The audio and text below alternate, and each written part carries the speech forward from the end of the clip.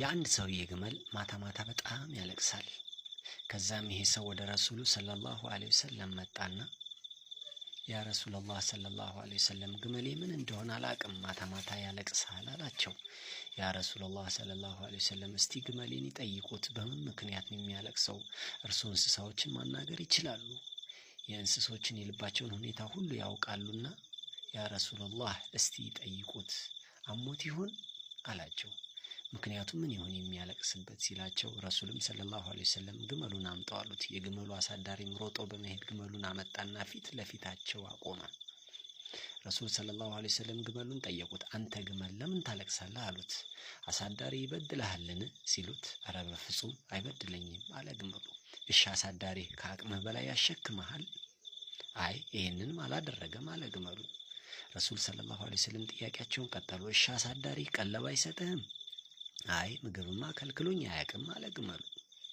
እሺ ውሃ ሳያጠጣህም? ኧረ ያጠጣኛል። ታዲያ ምክንያት ምንድነው የምታለቅስበት? እሺ አሞሃል?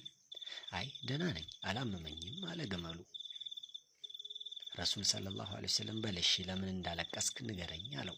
ግመሉም ያለቀሰበትን ምክንያት መናገር ጀመረ። ከቀልባችሁ ናችሁ ስሙኝ ያ ረሱላህ ሰለላሁ ዐለይሂ ወሰለም፣ የኔ አሳዳሪ ማታ ማታ የኢሻን ሰላት ሳይሰግድ ነው የሚተኛው። ሁል ጊዜ ማታ አሳዳሪ የኢሻን ሰላት ሳይሰግድ ነው የሚተኛው። እኔ ደግሞ ከአሳዳሪ አልጋ ስር ያለውን የጀሃነም እሳት ባየው ቁጥር አይኖቼ ራሳቸው እንባን ማፍለቅና ማዝነብ ይጀምራሉ። አሳዳሪ ምንም እንዳልተፈጠረ ኢሻን ሳይሰግድ ይተኛል። እኔ ደግሞ ከአሳዳሪ አልጋ ስር የጀሃነምን እሳት ሲነድ ሳይ ልቤ ያለቅሳል። ልቤ ሲያለቅስ ደግሞ አይኖቼ ያነባሉ፣ ያለቅሳሉ፣ ያዘንባሉ። ረሱልም ሰለላሁ ዐለይሂ ወሰለም ወደማይሰግደው ሰውዬ እየተመለከቱ አንተ የአላህ ባሪያ እባክህን ሰላትን ስገድ፣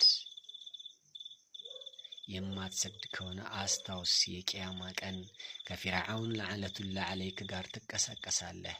ሰላትን የማትሰግድ ከሆነ የቂያማ ቀን ከነምሩድ ጋር ትቀሰቀሳለህ፣